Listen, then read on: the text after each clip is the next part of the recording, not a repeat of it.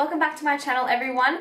Today I am doing the long-awaited video, Carb Cycling 101. What is it and how can you guys do it at home? Essentially, carb cycling is a way of eating and a nutrition plan that balances your hormones and can really maximize your fat loss. Pretty much, it's just a manipulation of carbohydrates and fats throughout your week and when you consume them. It's quite an in-depth and complicated theory, but I'm going to try and break it down for you guys and make it as simple as possible so that if you do have goals of fat loss and balancing your hormones, that you can do this at home by yourself and it's not too complicated and hard. Carbohydrates have a huge relationship with insulin resistance, thyroid, leptin levels, and your metabolism. Different people's bodies respond to carbohydrates differently. I know heaps of raw vegans or just vegans who thrive on carbs and they look amazing, but I'm not one of those people, and most of you, I'm guessing, are not one of those people if you're watching this video. My body does not respond very well to carbs. I do have a bad insulin resistance problem, and when I consume lots of carbs every single day, I just store fat and I break out and it's just a bad time. Before I get into it, I just want you guys to know that carb cycling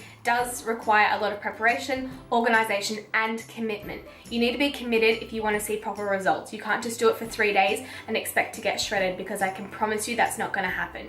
You have to do it for at least 2 weeks, I reckon. That's pretty fair, 2 weeks, and then you'll start to see results. Basically, when we're carb cycling, we're going to be manipulating where our body gets its fuel from. So the body's favorite form of fuel and energy comes from carbohydrates. Carbohydrates allows your muscles to be full of glycogen stores, and it's really easy for your body to convert it into energy. However, once you've depleted all your carbs and you've used it all for energy, your body has to find another source of energy to run off, and that's where it will use your fat. So it will use your stored fat cells to burn through and use as energy, and that is when you start to lose weight and balance your hormones. When your body switches over and uses fat as its energy stores, that is when you are in a ketogenic state and you start to just get shredded, and it's awesome. I did strict carb cycling last month and it was amazing. I got results super quick. So when your body has no carbs, it has to use fat as its energy source. Right now you're probably thinking, why wouldn't I just eat low carb all the time and eat high fat? So then I was burning fat all the time.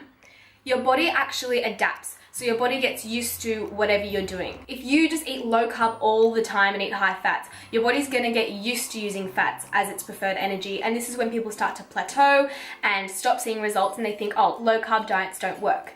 They do, but the way to sustain your fat loss and sustain your progress is to carb cycle. Cue the visual learner. So this is one way that I find it really easy to understand. Basically, this is me and my beautiful body. Inside us, we've got like a tank. So this is going to be like our glycogen stores and how much carbs we're feeding our body in a day. So in our low carb days, we might have this much full. So your body is going to use that first. It's going to go, oh great, some carbs, I'm going to use it for energy. However, there's not enough to sustain you throughout the day, so it's got to get it from somewhere else. This is when your body has to find energy from somewhere else, and it uses your stored fat cells for energy. Like I said, your body will get used to it and start to plateau. This is when you have a high carb day. So you eat so many carbs and you fill up your glycogen stores, you fill it up, and your body can run off those carbs for the rest of the day. So these kind of high carb days are good to do when you're doing like a big workout or a super active day, like if you're doing a leg session or you're going surfing all day, you're going hiking, really, really active days, you can do a high carb day. Another thing to note is don't have 2 high carb days in a row. Your tank is already full. So the next day, the last thing you want to do is have more carbohydrates and have it spill over. And all of this has to be stored as fat. It's really about this tank and manipulating when you have your carbs and how full your tank is. I hope that makes sense. Let's move on to how to integrate carb cycling into your diet. So I'm going to use myself as an example, obviously, because I know my numbers and that's why. Before I tell you my carb cycling and macro numbers, I just want to stress that everyone is different. Even if you think that we're the same height, the same build, the same weight, I can pretty much promise you that our numbers will be different. My body thrives off different macros than yours. I have a different metabolism, I have different hormonal issues. So much goes into working out your macros. So on a regular basis, when I'm not carb cycling, I roughly consume 1,700 calories a day. So that means in a whole week, I'll be consuming 11,800 calories. Now here is when the fun part starts, and you can start to manipulate your calories and work out when you want to consume them, what days, and what macros. Again, cue the visual learners. I've written up a little graph here. Here is going to be the calories, and here are our days of the week.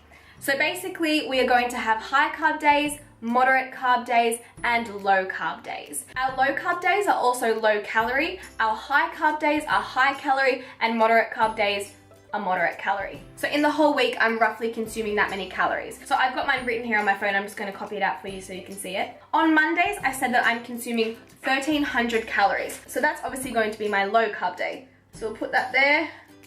So Monday is a low calorie and low carb day, 1,300 calories. The next day, I'm gonna give myself a little more leeway. I'm gonna make it moderate carb. And I'm gonna do that for the next 2 days. So the next 2 days, I'm gonna bring it up here. I'm gonna have 1,600 calories. So far I've got 1 low calorie day and 2 moderate days. The next day I wanna do a massive workout or have a massive adventure day. So I'm gonna do a high carb day here. So Thursday is gonna be my high carb day. And that's when I'm consuming 2,200 calories. So just keep in mind, I've already worked out these numbers so they do equate to my average, but yours will change obviously. This day will be my high carb day. So my tank by the end of the day will be stuffed full of carbs. So the next day, let's make it low carb day again, just to drain out my tank. So low carb day on Friday. Wow, this is very uneven. Then Saturday, I'm going to do a moderate day. And Sunday, another high carb day because it's Sunday fun day. And I like pancakes. So far, that's just showing what calories I'm consuming when in the week. So we haven't really got into the carb cycling part of it. Your protein will remain constant. So the only thing that we are manipulating is your carbs and your fats. Your protein stays the same throughout the entire week. So the way I work out my protein is I do 1 pound of body weight equals 1 gram of protein. So I'm like 115 pounds roughly. So I'm gonna do 115 grams of protein every single day. So that's roughly around here. So I've just filled that in and that just shows that every single day I'm having 115 grams of protein. Now we need to work out our carbs and our fats. Now, like I said, this has already been calculated. If you're not sure how much 1 gram of protein equates to in calories, you can find all that out on Google. If I go into that now, this video is going to be way too long. Now let's start working out our fats. On your low carb days, you want to be eating predominantly fats. I don't mean gram wise, I mean calorie wise. On my low carb days, I'm having 77 grams of fat. That's actually quite a lot of fat. On my moderate carb days, it decreases a little bit and I'm gonna have 60 grams of fat. And on my high carb days, again, I'm gonna do 60 fat. Like I said, everyone's changes, but my body responds really well to fats, so this is the way that I like it. Now, if you haven't guessed, all of this here is carbs. So I'm only having like 35 grams of carbs, which is nothing, let me tell you. On my moderate days, I'm having 150 grams of carbs, which is totally fine with me.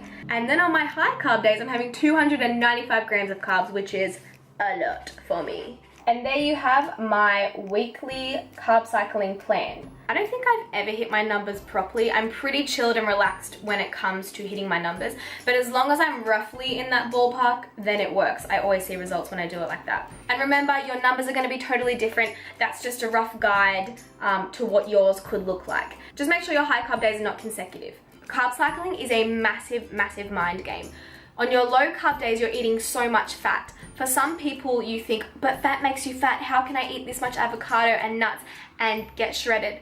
I swear it works. For other people like me, my high carb days screw with my mind because I know that carbs don't respond well in my body and I think I'm gonna go backwards. But honestly, for carb cycling to work properly and for you to get maximum results, you need to have both low carb and high carb days. The last thing you want to do is start carb cycling with low carb days and then you think, oh, this is so good, I'm losing weight, and you just maintain a low carb diet. Number one, you're going to do metabolic damage. Number two, your fat burning hormone will decrease and your body is just going to adapt and plateau. So your high carb days are super, super important to maintain your fat loss in the long term. On your high carb days, you want to absolutely bombard your body with carbs. Fill up your glycogen stores so the next day you start from scratch and it's low carb day again and you start shredding. If you're familiar with my channel and my hormonal issues, you know that I got told to go on a low carb, high fat diet for good. I did that for 10 days and it was amazing. I lost so much body fat, I lost heaps of water weight, my skin was amazing, my hair was amazing, but it wasn't sustainable. That's the reason I carb cycle now.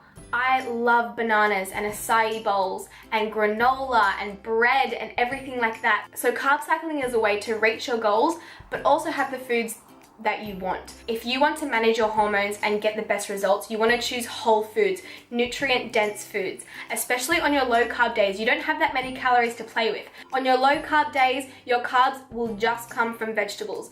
Personally, I don't even try to fit any fruit in because it's not worth it.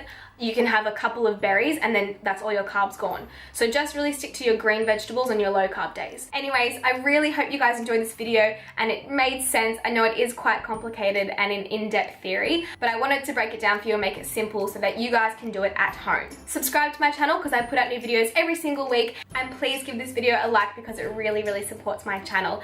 I will see you in my next video. Happy carb cycling.